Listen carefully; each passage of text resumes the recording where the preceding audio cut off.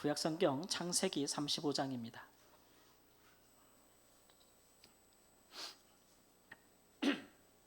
창세기 35장 1절에서 15절 말씀까지 구약성경 53쪽에 창세기 35장 1절에서 15절 말씀 우리 교독하겠습니다. 화면을 참조하시고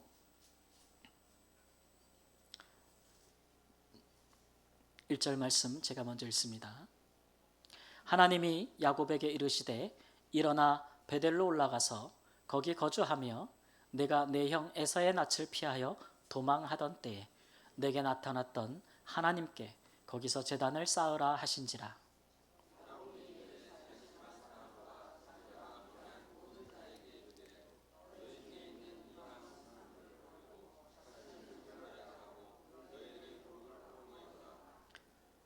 우리가 일어나 베델로 올라가자. 내 환난 날에 내게 응답하시며 내가 가는 길에서 나와 함께 하신 하나님께 내가 거기서 제단을 쌓으려 하노라 하매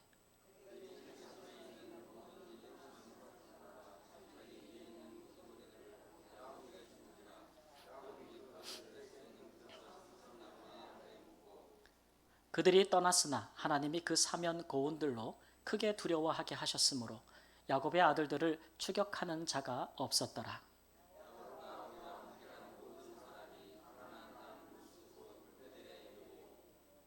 그가 거기서 제단을 쌓고 그곳을 엘베델이라 불렀으니 이는 그의 형의 낯을 피할 때에 하나님이 거기서 그에게 나타나셨음이더라.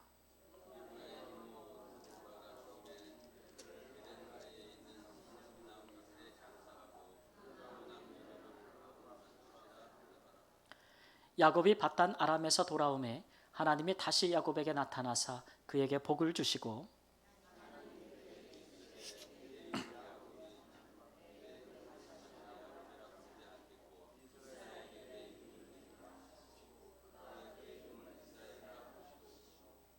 하나님이 그에게 이르시되 나는 전능한 하나님이라 생육하며 번성하라. 한 백성과 백성들의 총회가 내게서 나오고 왕들이 내 허리에서 나오리라.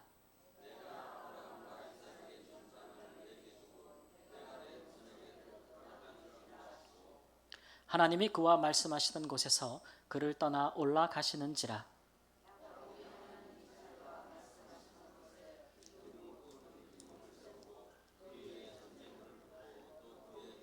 함께 읽습니다. 하나님이 자기와 말씀하시던 곳의 이름을 베델이라 불렀더라. 아멘.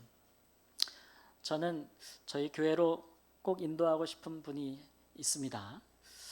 여러 번 그분을 만나고 있고 지금은 그분의 이제 인생의 이야기 또 제 인생의 이야기를 서로 나누면서 되게 깊게 좀 대화를 여러 번에 걸쳐서 하고 있는 상황입니다. 그분이 다른 교회에서 신앙생활을 안 해보시진 않았지만 마침 그때 그 교회가 좀 어려운 일을 당해서 그 교회에서 신앙생활을 하시면서 그 인생의 어렵고 어려운 일들, 힘든 일들에 대한 위로를 받지 못했고 또 그 마음의 상처가 치유받지 못했고 또 하나님을 깊이 만나지 못했던 것 같아요. 그래서 지금은 좀 교회를 떠나서 마음 둘 곳을 두지 못한 찾고 있는 그런 상황인데 저는 우리 교회 오시면 참 좋겠다. 우리 교회 오시면 저는 이 같은 확신이 있습니다. 누구든지 우리 교회 오면 우리와 함께 예배하고 우리와 함께 교제하면서 인생의 아픔과 또 상처가 있다면 하나님이 또 우리가 함께 치유할 수 있다. 치유할 수 있다. 그런 분명한 확신이 있고 또 우리 예배 가운데 하나님께서 그 마음을 만져주시고 또 하나님을 찾을 수 있겠다라는 그 같은 확신이 있기 때문에 여러 번 그렇게 이제 권면하고 도전하고 있습니다. 이번에 당한 인생의 고통은 참 말로 다 하기 어려울 것 같아요. 본래 되게 어려운 집안에서 이분이 자라셔서 좀 결혼을 통해서 집을 벗어나서 인생의 좀 자유와 행복을 찾고 싶어 하셨는데 불행하게도 결혼한 그 남편이 그에게 가장 더 큰 인생의 위기를 가져오는 원인이 됐습니다. 이 남편분이 이분을 20년 동안 넘게 동안 거의 집 밖으로 나오지 못하게 했다고 해요. 그래서 사회생활도 못하게 하고 집에만 갇혀서 집안일하고 아이들만 키우게 하고 남들이 보기에는 그냥 살림하는 여성인가 보다 생각하고 아이만 기르나 보다 이렇게 생각할지 몰라도 자기는 그렇게 정말 자유 없이 갇혀 사는 삶이 너무 어렵고 힘들었노라고 이렇게 말씀하시더라고요. 그리고서는 남편은 근데 밖에서 할 건 다 하는 것 같아요. 최소한의 아내에 대한 도리도 신의도 지키지 않는 것 같더라고요. 얘기를 들어보니까. 그러면서 또 아내에게 또 생활할 수 있는 넉넉한 재정적인 그런 지원도 하지 않는 것 같고. 그러니까 얼마나 힘들고 고통스러웠겠어요. 그래서 이제 되게 힘들어하다가 요즘 정말 용기를 내 가지고 남편의 모든 그 박해를 뿌리치고 이분이 일하기 시작했습니다. 일하다가 저를 만난 건데 일하기 시작하면서 너무 힘들었대요. 사회생활을 해본 적이 없으니까. 그런데 그 힘든 것을 꼭 참고 하다 보니까 이제 남편 외에 다른 사람들도 사회에서 좀 만나게 되고 또 일을 하면서 일에 대한 보람도 있고 또 경제적인 또 이렇게 좀 여유도 생기니까 내가 벌어서 내가 쓸 수 있으니까 자존감도 좀 회복이 되고 그래서 사람들에게 일을 정말 추천하고 싶다. 일을 하고 싶다. 일을 해야 된다라고 이렇게 막 권면하는 말씀하시는 얘기를 좀 들었어요. 그러니까 쭉 이야기를 들으면서 그분이 결혼을 한 것은 행복을 찾기 위해서 한 것이죠. 너무 힘든 상황에서 그래도 이 상황을 극복하고 모면하기 위해서 또 다른 선택을 한 것인데 그런데 그것이 그에게 더 큰 인생의 위기를 가져왔다는 부분에 대해서 공감하기도 하고 참 마음이 아프기도 했어요. 이런 일들이 우리 가운데 종종 일어나는 일이기도 하는 것이죠. 그래서 이제 근본적인 물음을 생각해 보는데 우리 인생에는 왜 이렇게 그 위기가 오는가? 우리 인생에는 특별히 우리가 뭐 잘못한 것도 없는데 큰 잘못을 저지른 것도 아닌데 우리의 자유와 또 행복함을 위해서 우리가 선택하고 또 열심히 살아가는 모습인데 왜 그럼에도 불구하고 우리 인생에 고통이 오는가?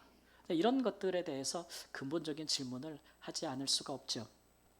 이런 주제를 성경에서도 다루고 있는데 특별히 구약 성경의 예레미야 선지자가 예레미야 2장 11장 14절 말씀에 이런 말씀을 하고 있습니다. 함께 읽어볼까요?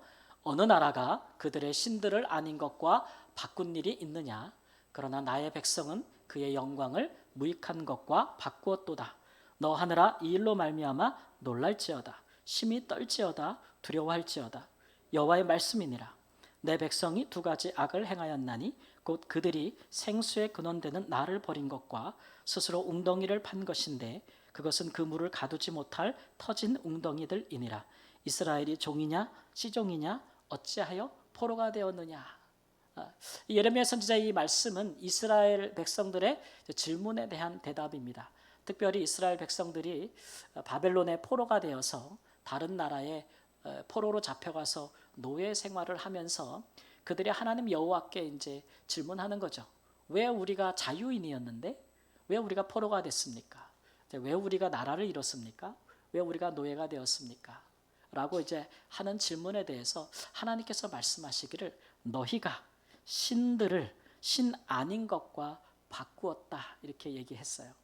그러니까 이 말은 뭐 흔히 우리가 성경에서 쓰는 말로 우상을 섬겼다는 얘기죠. 하나님을 버리고 하나님이 아닌 다른 것들로 너희의 신을 삼았다 라고 하고 있는 것입니다. 이것을 비유하면서 마치 이 터진 웅덩이를 판 것과 같다 이런 얘기예요. 물웅덩이. 이스라엘은 건기와 우기가 뚜렷합니다. 우리나라는 사계절이 있어서 건기가 뭐고 우기가 뭔가 이렇게 생각하실지 몰라도 제가 살았던 아프리카도 건기 우기가 뚜렷해서 비 오는 계절이 1년에 4개월밖에 되지 않고 나머지 8달은 정말 비가 한 방울도 오지 않아요. 그러니까 비가 올 때 그 빗물을 어떻게 해야 될까요? 저장해야 되겠죠. 그래서 이스라엘 사람들도 이렇게 바위 같은 것을 파서 이렇게 물을 저장해 놓고 사용했는데 문제는 그 바위가 쪼개지거나 틈이 있으면 물이 어떻게 될까요? 새겠죠. 그러면은 건기 때 그 긴 건기 때 물이 없으면 얼마나 힘들겠어요. 고통스럽고. 그런 것을 비유해 하는 말씀이에요. 이것은 마치 사람이 그 지으신 하나님을 버리고 하나님 창조주 하나님이 아니라 피조물 하나님이 사람을 위하여 창조하신 그런 것들을 신처럼 섬기는 삶을 살 때에 우리의 인생이 그렇게 고통과 위기가 올 것이다 라는 말씀을 선지자를 통해서 이제 주신 것이라고 할 수 있겠습니다. 이 말씀을 보면서 이스라엘 백성들은 우리가 어떤 우상을 섬겼는가를 생각해 보았을 것입니다. 여러분, 우상은 무엇입니까? 우상이 무엇일까요? 이 시간에 우리가 야곱의 인생을 빗대어서 한번 살펴보겠습니다. 야곱이 참 이 주제를 가지고 비교해보기 좋은 것은 그분이 그 우상을 인하여 평생 고통받았던 사람이에요. 인생의 위기도 많이 겪고. 근데 그걸로 끝났으면 그런가 보다라고 본이 되지 않을 텐데, 그러나 참 감사한 것은 그래도 인생의 어느 순간에 중반에 하나님께서 찾아오셔서 그가 자기에게 있는 우상을 발견하고 그런 우상들을 제거하고 그 마음에 하나님을 모시고 창조주 하나님을 모시고 그 뜻대로 살아가면서 그 인생의 복된 길을 회복한 분이기 때문에 우리에게도 아주 좋은 본보기가 길잡이가 될 수 있는 인생이라고 생각합니다. 그래서 이 시간에 우리가 혹시라도 우리의 인생에 당하는 위기나 고통이 있다면 그것은 무엇으로 말미암는가 한번 뒤돌아보시고, 혹시 그런 것들이 나도 인식하지 못했지만 내가 하나님 자리에 다른 것을 두고 있는 것이 아닌가, 또 그것이 우상이 아닌가, 이런 것들을 한번 생각해 보시는 귀한 은혜가 있기를 우리 주 예수님의 이름으로 축원합니다. 그래서 그런 우상들을 버리고 새로운 삶을 시작하시고 하나님이 축복하시는 인생을 사시기를 우리 주 예수님의 이름으로 축원합니다. 야곱의 인생에 위기와 고통을 가져다 준 그런 우상들은 어떤 것이 있었습니까? 첫째로 우리 함께 보겠습니다. 읽겠습니다. 야곱이 하나님보다 더 의지하고 사랑했던 모든 것들이 우상이었습니다. 여러분, 우상은 세상의 모든 것이 우상이 될 수가 있습니다. 그 자체로는 우상이 아닌데 우리 스스로가 그것을 신으로 섬길 때에는 그것이 우상이 되는 것이겠죠. 야곱에게 있어서도 하나님의 자리를 그가 하나님을 버리고 하나님의 자리를 내어주게 한 그런 우상들이 있었어요. 그 인생을 가만 살펴보면 첫 번째는 흔히 말하는 장자권이라고 할 수가 있겠죠. 야곱이 본래 출생부터 좀 경쟁심이 있는 사람으로 출생하였다는 것은 천성 본성이라는 것은 우리가 알고 있지만 어떤 일에든지 그가 자극을 받아서 이 일에 굉장히 집착하는 것을 볼 수가 있어요. 그는 쌍둥이로 태어났지만 첫째가 아니라 둘째였잖아요. 그렇죠? 근데 사실 하나님께서는 그가 둘째라 할지라도 이미 그를 통하여서 하나님께서 아브라함과 이삭에게 주신 이삭에게 주신 그 축복을 이어가시겠다고 이미 말씀하신 상태였어요. 큰 자가 어린 자를 섬기리라 라고 이미 그 말씀을 주신 상태였지만 야곱은 그런 하나님의 계획과 말씀보다는 그가 스스로 이 장자권을 쟁취하고자 하는 그런 욕망으로 아주 마음에 가득 차기 시작했죠. 이 장자권에 대한 열망이 상속자가 되는 거잖아요. 그러니까 아버지의 모든 재산을 갑절이나 물려받을 수 있는 권한이에요. 그러니까 이것에 대해서 얼마나 마음이 강한 욕망으로 들끓었는지, 이것을 위해서는 다른 모든 것을 희생할 수 있는 사람이었어요. 심지어는 이것을 위해서 그는 형과 겨루고 다투고 형을 속이고 거짓말하는데도 주저하지 않았어요. 심지어는 누구까지 속이죠? 그 아버지까지 속여서 그 자신이 형인 채 하며 형의 모습과 모양으로 해서 눈이 어두운 아버지를 속여서 장자권의 축복을 얻어내고자 했던 사람, 이 사람이 야곱이었어요. 이 장자권만 있으면 내 인생의 모든 것이 행복하고 다 풀릴 것이라고, 궁극적으로 나는 잘 될 것이라고 가졌던 맹신이죠. 맹목적인 신앙이, 그게 우상이라는 거예요. 그걸로 인해서 그 인생에 얼마나 큰 고통이 옵니까? 그 형은 그를 죽이려 했고 그는 부모님과 생이별을 해야 됐어요. 형을 피해 도망가서 그는 정말 다른 나라로 가서 그가 한 번도 본 적이 없는 그 외삼촌의 집에 가서 종처럼 오랜 동안 살아야만 됐어요. 그런 고통이 어디에서 오는 겁니까? 마음의 우상에서 오는 거예요.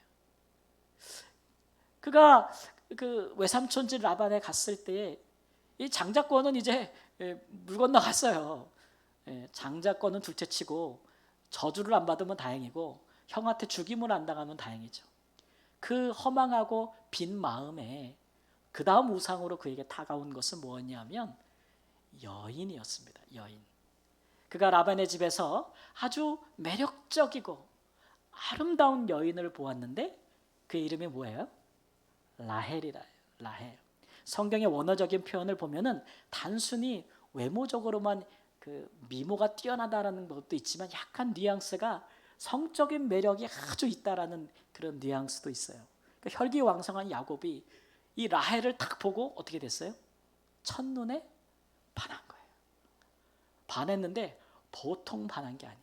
마음을 다 내준 거예요. 거기에 정신이 다 팔렸어요. 그래서 이 여인을 얻기 위하여 그가 몇 년을 종처럼 살아요. 종으로 살아요. 자그만치 14년을 보수 하나 없이 14년을 봉사해서 종처럼 살아서 그가 이 여인을 얻어요. 그런데 안타깝게도 이 라헬은 야곱의 모든 이런 갈망을 채워줄 만한 사람은 못 되었어요. 우리가 성경에도 보지만 라헬은 굉장히 아름답고 매력 있는 여성이었지만 그러나 인격적으로나 신앙적으로 성숙한 여인은 아니었어요. 예. 그렇기 때문에 야곱의 빈 마음을 채워주지 못하죠. 야곱이 이렇게 14년 동안 자기 인생을 올인할 때에는 그 여인과 내가 결혼하면 내 인생이 만족을 얻고 완전히 달라지겠다. 라헬하고만 살면 내가 장자권을 잃어버리고 도망온 것에 대한 모든 보상을 얻을 수 있겠다. 아마 그런 마음이었을 거예요. 그랬는데 결국 그 만족을 얻지 못하고 그 라헬을 얻기 위해서 모든 것을 다 던지는 그 삶에서 심지어는 사기 결혼까지 당했어요. 예. 그래서 라헬의 언니 레아랑 원치 않는 또 결혼을 하였죠. 그 라헬도 이 야곱도 그 일에 고통스러웠지만 이 일로 인해서 그 두 자매 간에 일어나는 경쟁과 치기와 질투는 또 그 가정을 너무 고통스럽게 했어요. 여러분, 그 라헬은 뭐 남편의 사랑을 많이 받았지만 아이를 낳지 못해서 오랜 동안 고통받았고 그 언니 레아는 그 동생보다는 외모적인 부분에 있어서 조금 매력적이지 않았던 것 같아요. 그리고 성경에 보니까 시력이 약하다, 알력이 약하다라는 표현이 있어요. 그러니까 시력이 좋지 못하다. 어떤 분들은 약간 사시가 있다 이런 것을 이해하기도 하는데 그런 육체적인 핸디캡이 있었기 때문에 늘 거기에 대해서 남편의 사랑을 받지 못했어요. 남편이 라헬을 너무 자기 동생을 너무 사랑한다는 걸 알았잖아요. 그래서 이 레아는 남편의 사랑을 되찾기 위해서 또 모든 걸 희생해요. 가장 전통적으로 내가 자존감을 회복하고 내가 남편의 사랑을 받을 수 있는 유일한 길은 뭐였냐면 아들을 많이 낳는 길밖에 없었어요. 이 레아에게 있어서 첫째를 낳았어요. 첫 아들이에요. 얼마나 좋아요. 라헬은 아이도 못 낳는데 둘째를 낳았어요. 둘째를 낳고는 야 이제 내가 아들을 둘이나 낳았으니 남편이 나와 연합하겠다라는 소망을 가지고 이름을 그렇게 지었는데 그런데도 남편의 마음이 그를 향하지 않았어요. 얼마나 허망해요. 셋째를 낳았어요. 그런데도 남편이 자기를 돌아봐 주지 않아요. 언제 돌아오겠어요? 넷째를 낳으면 돌아오겠어요? 넷째를 낳는데도 돌아오지 않아요. 그래서 그 레아가 마침내 넷째를 낳고서는 남편에게 줬던 모든 소망을 좀 내려놔요. 그리고 뭐래요? 이제는 내가 여호와를 찬송하리로다. 이제는 그때 이제 하나님을 바라보는 거예요. 그 전까지 레아에게 마음의 우상은 누구였어요? 남편이었어요. 남편. 네. 내려놓으니까 그 다음부터 이제 하나님을 보는 거예요. 그래서 그런지 유다가 정말 하나님의 축복을 받잖아요. 네. 그런 과정. 그러니까 이 야곱이 가지고 있는 그 우상은 그 한 사람에게만 고통을 가져다 주는 게 아니고 그 주변 모든 사람들에게 고통을 같이 가져다 주는 거예요. 뿐만 아니라 그가 이제 아내를 얻고 아들을 얻은 후에는 야곱은 그 다음에 그 마음이 또 어디로 향하냐면 그 다음부터는 재물을 향해요. 자식이 많아지니까 이제 뭐가 있어야겠어요? 돈이 있어야겠지. 돈은 필요하죠. 재물이 안 필요한 사람이 어디 있겠어요? 근데 문제는 거기에 그 재물을 신처럼 하나님처럼 여긴다는 거예요. 그것을 위해서 올인하는 거죠. 인생을. 모든 것을. 거기에 내 인생의 궁극적인 행복이 달려있는 것처럼. 그래서 그 외삼촌 라반과 경쟁하면서 수단과 방법을 가리지 않고 자기의 재산을 증식해 나가는 거예요. 증식해 나가는 거예요. 거기에 하나님도 뭐 도용하고 하나님도 이용하고 하면서 하여튼간 할 수 있는 한 가는데 그 재산을 한순간에 다 빼앗길 수밖에 없는 위기 상황도 오게 되는 거죠. 그럴 때야 비로소 야곱이 그 마음에 있던 우상들을 내려놓기 시작해요. 여러분, 야곱의 이런 마음의 우상들, 장자권과 여인과 또 재물과 이런 것들은 우리도 참 우상으로 삼기 쉬운 것들이에요. 이것만 있으면, 이 중에 하나만 있으면 내 인생에 하나님이 없어도 돼 라고 생각할 수 있는 것들이죠. 우리 청년들, 로맨스만 있으면, 사랑의 로맨스만 있으면, 불타는 로맨스만 있으면 내 인생은 아무런 부족함 없이 영원히 행복할 거야 라고 생각할 수 있어요. 뭐 그럴 수 있죠. 그런데 그것이, 그 사랑도, 이성 간의 사랑도 하나님의 자리를 메꿀 수는 없어요.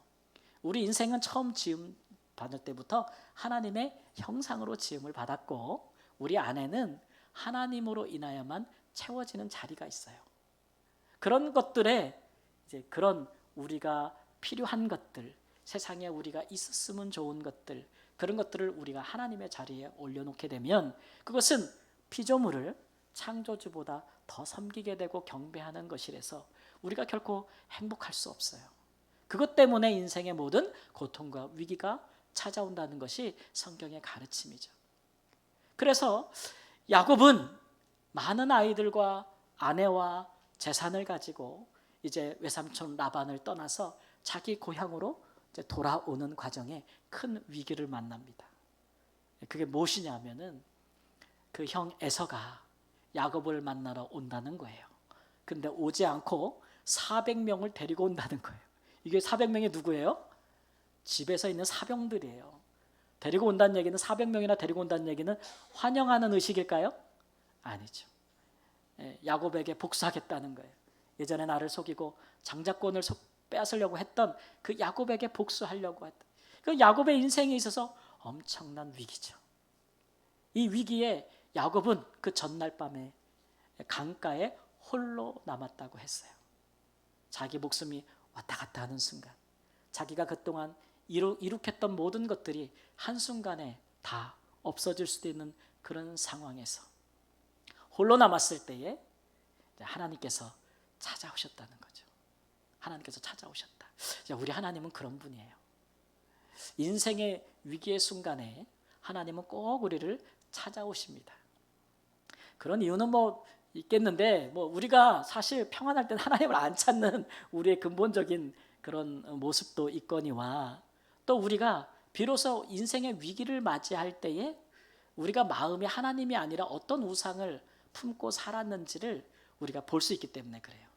그때는 하나님이 찾아오시면 우리가 금방 하나님의 음성을 잘 듣기도 하고 또 즉각적으로 순종하기도 하고 해요. 그렇기 때문에 하나님 앞에는 그게 절호의 찬스이기 때문에 하나님께서 그런 찬스를 놓치고 싶지 않죠.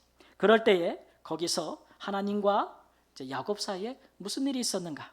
호세아서 12장 2절에서 4절 말씀 함께 보겠습니다. 여호와께서 유다와 논쟁하시고 야곱을 그 행실대로 벌하시며 그의 행위대로 그에게 보응하시리라. 야곱은 모태에서 그의 형의 발 뒤꿈치를 잡았고 또 힘으로는 하나님과 겨루되 천사와 겨루어 이기고 울며 그에게 간구하였으며. 거기서 무슨 일이 있었어요? 야곱이 하나님이 보내신 천사를 붙들고 씨름하면서 뭐 했다 그랬어요? 울면서 매달리면서 간구했다 그랬어요. 그 자리는 심판받는 자리였어요. 호세 선지자가 그 얘기를 하잖아요. 심판받는, 그동안 야곱이 하나님을 마음에서 버리고 그런 우상들을 바꿔가면서 섬기면서 그에게 찾아온 그런 삶들에 대해서 하나님이 그를 판단하고 심판하는 자리였어요. 야곱이 거기서 쉽게 물러나지 않는 거예요. 쉽게 인정하지 않는 거예요. 그래서 하나님의 천사가 야곱의 어디를 쳤어요? 환도뼈를 쳤다 그랬어요. 환도뼈. 환도뼈가 지금으로 말하면 대퇴골이라고 하네요. 이 넓적다리 긴 뼈를 이야기하는 거겠죠. 거기를 쳐서 거기가 부러졌대요. 예. 그러니까 둘이 씨름하였는데 상대편이 대퇴골절이 뼈가 부러졌으니 이길 수 있겠어요? 없겠어요? 없는 거죠. 그러니까 울며 간구한 거예요. 그런데 그 사건에 대해서 성경은 기록하기를 야곱이 하나님과 겨루어 이겼다라는 이야기를 해요. 분명히 진 것 같은데. 예. 그래서 그 이름을 바꿔주는데 야곱이라는 이름이 아니라 이스라엘이라는 이름을 바꿔주죠. 여기서부터 이제 이스라엘 이름이 나오는 건데 새로운 정체성을 주는 거예요, 야곱에게. 근데 이스라엘이라는 이름을 우리가 두 가지로 해석 가능한데, 하나는 하나님과 겨루어 이겼다라고 해석할 수도 있고, 또 하나는 하나님이 이기게 하셨다라고도 해석할 수 있어요. 그런데 그가 뼈가 골절되고 울며 매달리며 간구했다는 걸로 봐서는, 축복을 간구했다고 봐서는 그가 하나님의 이긴 것이 아니라 하나님께서 이기게 하셨다는 것이 저 맞는 해석이 아닐까 싶어요. 야, 이게 참 애매한데 제가 이렇게 생각하다가 가능한 한 비슷한 비유를 좀 생각해 볼까 하다가 마땅한 게 나질 않는데, 이런 비유면 어떨까 싶어요. 제가 어릴 때 7남매 중에 막내 아들 아니겠습니까? 그래서 저희 아버지가 꼭 약주를 하시고 집에 오시면 그 늦은 밤에 다 잘 때라도 꼭 깨우는 한 사람이 있어요. 그게 바로 접니다. 그 막내 아들을 불러서 꼭 그 양 다리에 끼십니다. 그리고 뭐 하시는 거죠? 저랑 놀자는 거예요. 못 빠져나오게 하시는 거예요. 야, 근데 아버지가 술을 드셔도 얼마나 기운이 센지. 이게 술 드신 분들이 힘이 세요. 저는 하여튼 거기서 빠져나오려고 그냥 삐질삐질 땀을 흘리면서 막 그렇게 했으면 아버지는 더 힘을 줘가지고 못 나오게 하면서 껄껄껄껄 웃으시고 막 그게 재밌으셨나 봐요. 저희 형은, 제 위에 바로 형은 아버지가 힘을 쓰기 시작하면 바로 항복! 그러고 나가버려요. 그리고 빠져나가면 아버지가 풀어줘요. 근데 저는요, 성질 자체가 항복을 안 하는 거예요. 지기 싫은 거죠. 그래가지고 거기서 끝까지 너무 아프고 힘든데도 막 끝까지 막 안 나오려고 막 아버지랑 막 힘쓰다가 나중에 제가 어떻게 될까요? 울어요. 막 울어요. 그러면 아버지가 풀어줘요. 그러면 저는 나가면서 그러죠. 항복 안 했어. 이러면서 나가서 내가 이겼다. 그렇게 이제 하고 나가는데 아버지가 어떤 마음으로 풀어줬을까 생각이 되는데, 제가 아버지가 돼서 똑같은 짓을 하더라고요. 제가 저희 아들이 어릴 때 심심하면 아들하고 딸을 불러서 제 딱 다리에 끼고 팔로 잡고 놉니다. 못 빠져나가게 제가 그걸 하고 있더라고요. 근데 둘인데 얼마나 다른지, 저희 아들 놈은 제가 하자마자 항복! 그리고 나가요. 저거 우리 둘째 형 같다. 똑같구나. 근데 저희 딸은요, 끝까지 버팁니다. 아주 힘으로 저를 풀고 다리를 풀라고 끝까지 버텨요. 야, 그거 보면서 제가, 야, 이놈이 날 닮았네. 대단하네. 막 그런 생각도 들고 재밌기도 하고 이러다가 막 울기 막 직전에 제가 어떻게 돼요? 풀어줘요. 하도 그 애쓰는 게 안타까워서 그 자존심 좀 살려주려고. 그때 제가 아버지가 왜 풀어줬는지 알겠더라고요. 내가 이겨서, 아버지를 이겨먹어서 풀어준 게 아니고 그 애쓰고 막 그냥 매달리고 하는 그 자존심 좀 살려주려고 그러지 않았나. 사실 하나님께서 야곱과 씨름하실 때는 거기서 야곱을 좀 심판하고 그동안의 삶에 대해서 좀 정리하고 그러려고 하시는 건데, 야곱이 그냥 하나님 앞에 끝까지 매달려서 씨름하고 인정 안 하고 막 그런 모습을 보면서 끝까지 겨루시는데, 마지막 순간에 그를 치시고 그의 마음의 우상이 무엇인지를 알게 하시고, 야곱이 정말로 내가 축복을 받을 대상은 내가 그렇게 쟁취하고자 했던 마음의 우상들이 아니고 하나님이시구나. 결국 하나님이 나를 축복하는구나 라는 것을 깨달았을 때, 야, 네가 이겼다 라고 하시는 그런 마음이 아닌가 싶어요. 참 이런 것들 참 중요하죠. 근데 이 야곱의 이 우상들은 사실은 그 부모님 때로부터 사실 영향을 받은 거예요. 하나님께서 일찍이 야곱을 통해서 하나님께서 하나님의 언약과 약속을 이어가겠다고 그 아버지 이삭에게 말하였지만, 이삭은 또 그 아버지는요, 또 자식이 우상이에요. 특히 누가? 큰아들. 이 큰아들이라고 하면은 깜빡 죽는 게 이삭이에요. 하나님께서 말씀하셨지만 그는 계속해서 아들들을 편애했어요. 누구만 이뻐했어요? 큰아들만 이뻐했어요. 그래서 둘째 아들이 거기에 더 자극을 받아서 더 장자권과 상속자가 되는 것에 더 큰 욕망을 가지게 된 것이겠죠. 이삭은 또 왜 그렇게 큰아들만 이뻐했을까 보면 그 아버지가 또 그랬네. 그 아버지 아브라함이 이삭을 낳고요. 이삭을 100세에 낳잖아요. 그저 본부인에게서 얼마나 이뻐했는지 몰라요. 이건 귀공자예요, 귀공자. 요즘 중국에서 난 세대들, 중국은 한 가정에 하나 낳기 하잖아요. 그래서 딸 나면은 뭐 딸이면은 죽여버리기도 하고 뭐 낳고 버리기도 하고 신고도 안 하고 아들만 낳아서 막 등록해서 키우고 막 그런데요. 근데 그렇게 하나 낳기 운동에서 태어난 아이들을 그 세대를 소황제라고 부른대요. 황제, 소황제. 왜냐면 모처럼 키웠어요. 하나만 낳았으니까 집에서 황제처럼 키웠어요. 이제 이 아이들이 성장해서 사회로 나오니까 사회가 이제 어떤 모습이 될지 아시죠? 자기가 최고인 거예요, 자기가. 자기가 황제예요, 황제. 이런 가치관을 갖고 성장했기 때문에 사회적인 문제가 많이 일어난다라는 기사를 본 적이 있어요. 우리나라도 좀 그런 부분이 없는 것 같지는 않아요. 그런데 그러니까 이삭을 얼마나 귀하게 키웠겠어요. 아브라함에게 이삭은 우상이에요. 그러니까 하나님이 이삭을 바치라고 한 거예요. 죽이겠다는 게 아니라 마음의 우상을 제거시켜 주는 거예요, 하나님이. 아브라함은 이삭을 너무 사랑해서 처백에서 먼저 난 아들도 내쫓았어요. 뭐 내보낼 수야 있겠는데 세상에 빈손으로 떡 하나 주고 물 한 그 포대 주고 그냥 빈손으로 내쫓았잖아요. 얼마나 냉정해요. 하나님이 이스마엘도 내가 축복하겠다. 그도 한 나라를 이루겠다라고 이렇게 챙겨주시지 않았으면 아브라함은 정말 냉정한 아버지다라는 생각이 들었을 것 같아요. 뿐만 아니라 이삭을 위해서 다른 모든 아이들은 다 동방으로 보냈다 그랬어요. 그렇게 사랑받고 자란 이삭이니까 자기의 장자에 대한 더군다나 20년 만에 또 아들을 낳았잖아요. 쌍둥이를. 장자에 대한 그 편애가 엄청 심했던 거예요. 여러분 이런 것들을 보면은 우상이 우상을 낳는 거예요.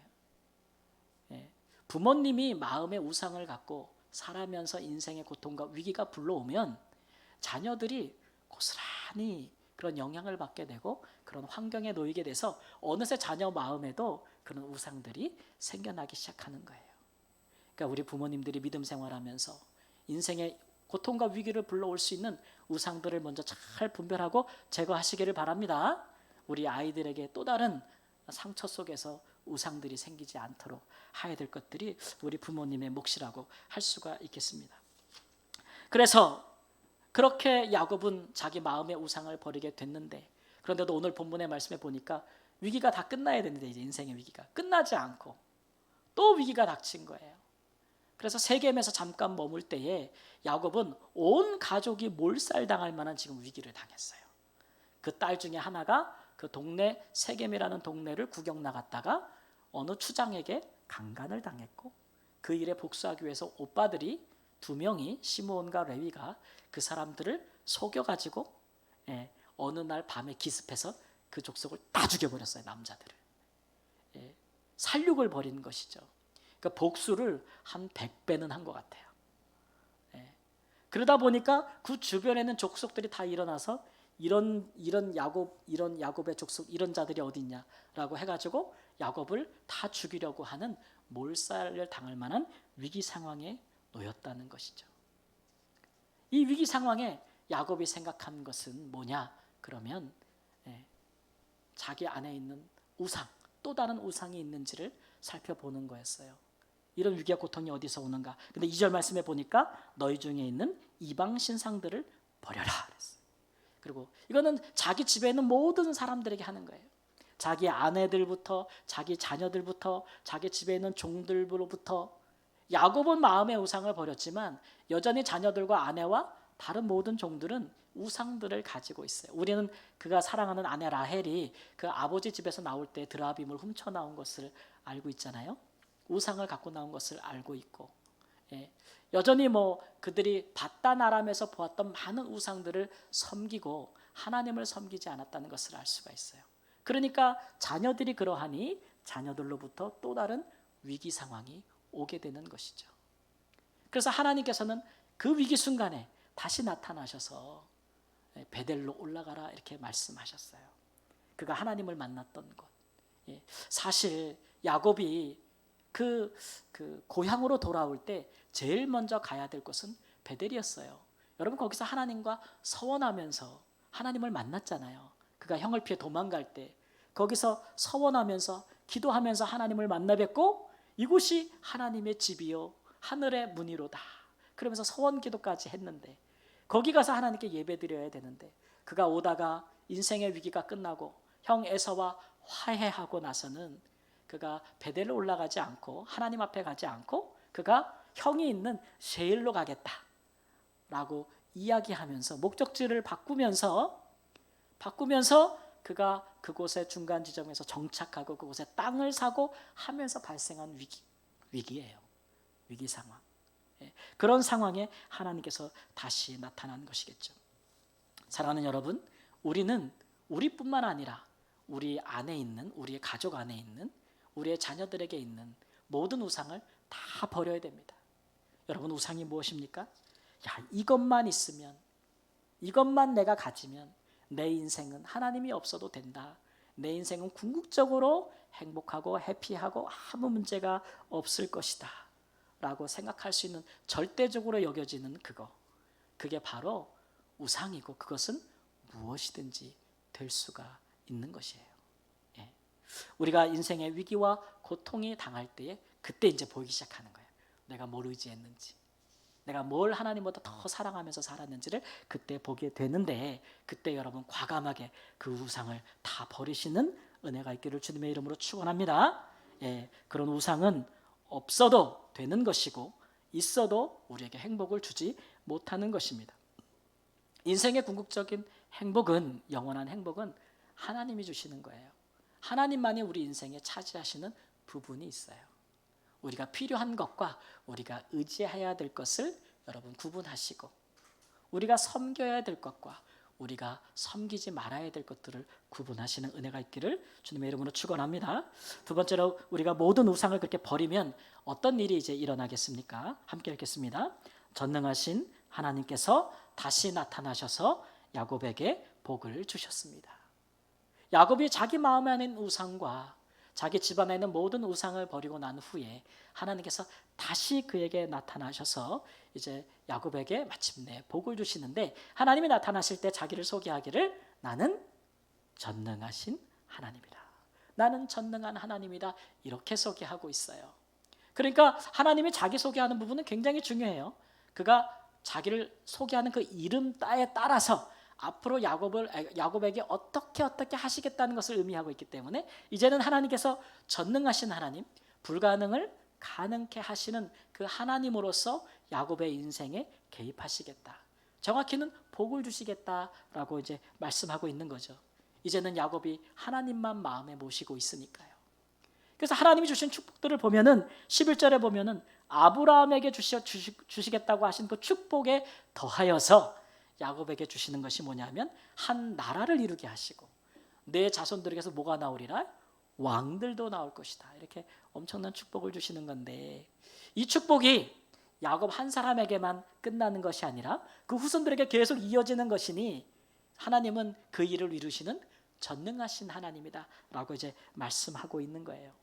특별히 우리가 이 부분을 가만히 볼 것은 여기에 하나님께서 야곱을 다시 이스라엘이라고 부르고 계시는데 사실 야곱이 개인적으로 마음의 우상을 버리는 이 야복강에서 하나님을 만났을 때는 이스라엘이라는 이름을 얻었지만 그 이후로도 성경에는 계속 그 이름을 야곱이라고 적고 있어요.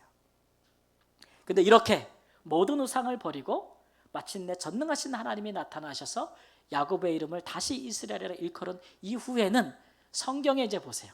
35장 이후로는 야곱이란 이름이 한 번도 안 나옵니다. 다 이스라엘로 성경이 기록되고 있어요. 이것은 이제 야곱이 완전히 변화됐다는 것이고 그의 인생도 완전히 새로운 전환점을 맞이했다고 보게 되는 거예요. 놀라운 변화와 축복이 그 인생과 그 후손들에게 새롭게 시작이 됐다. 이제 새 시대가 열렸다라고 하는 것을 의미가 있는 것이죠. 여러분 우리 인생에서 우리가 우상을 진짜 다 버리면요, 그러면 정말 우리의 인생이 새로운 시대를 맞이합니다. 새로운 때를 맞이하게 돼 있어요. 우리도 인식하지 못한 채 우리 마음에 하나님처럼 믿고 의지하는 우상들이 있어요. 그것이 사람일 수도 있고, 그것이 보이지 않는 것일 수도 있고, 누군가에게는 그것이 재물일 수도 있고, 누구에게는 권력일 수도 있고, 누구에게는 쾌락일 수도 있고, 누구에게는 성공일 수도 있어요. 다 필요한 것들이나 하나님을 대신하지는 못할 것입니다.